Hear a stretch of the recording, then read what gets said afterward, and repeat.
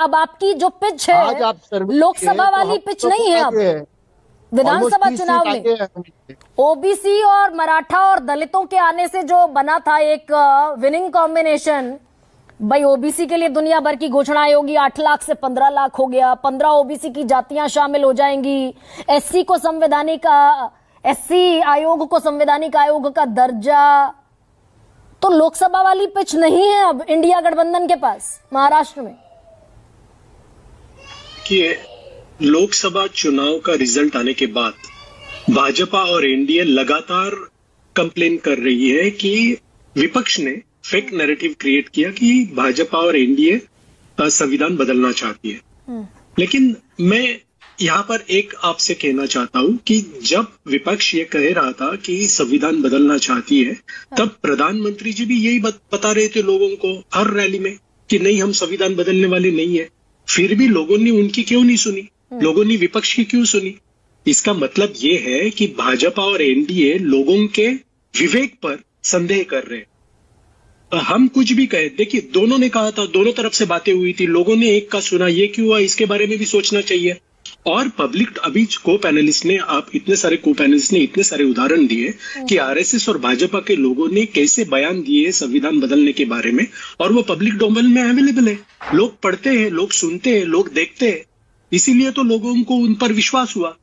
अब आपने जो सवाल पूछा कि लेकिन हाँ महेश, लेकिन 1 लाख करोड़ की घोषणाएं हो गई, हर कैबिनेट में 200 से ज्यादा फैसलों पर अप्रूवल गया, ओबीसी एड्रेस हुए, माइनॉरिटी एड्रेस हो गई, भाई 6,000 से 16,000 मदरसा शिक्षकों का पैसा बढ़ गया, 8,000 से 18,000 हो गया, ओबीसी एड्रेस हो गए, दलित एड्रेस हो गए। तो उतनी कंफर्टेबल पिच नहीं है आज की तारीख में महाराष्ट्र में आपके लिए। गरिमा जी बिल्कुल सही है आपका, इन योजनाओं का असर बिल्कुल होगा। हाँ। लोगों के मन पर असर होता है। देखिए मैं वही कहना चाह रहा हूं कि हमारे देश में लोग गरीबी से इतने त्रस्त हैं कि उन्हें जो मिले वो ले लेते हैं, उनके पास दूसरा चारा नहीं रहा है। अभी बीजेपी और एनडीए ही खुद कहते हैं कि वो आज भी 80 करोड़ गरीब लोगों को रोज का अनाज दे रही है, मुफ्त का राशन दे रही है।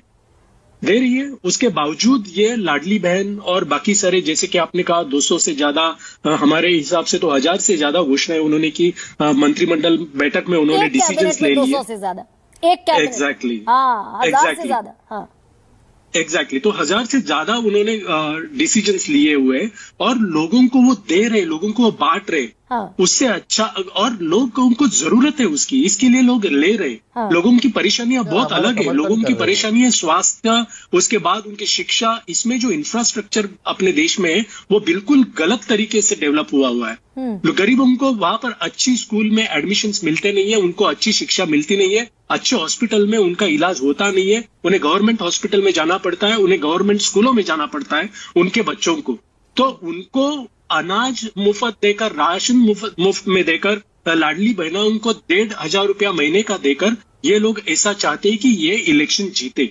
लेकिन उन्होंने कभी ये नहीं सोचा कि कितने साल, 10 साल से ये सत्ता में रहे, अभी 11वां साल चल रहा है केंद्र में इनका। उन्होंने वो 80 करोड़ लोगों को देना चाहिए जिनको जरूरत है, जो गरीब है उन्हें देना। महाविकास अघाड़ी है वो एंटी इनकम्बेंसी के भरोसे भी नजर आती है। अमीक,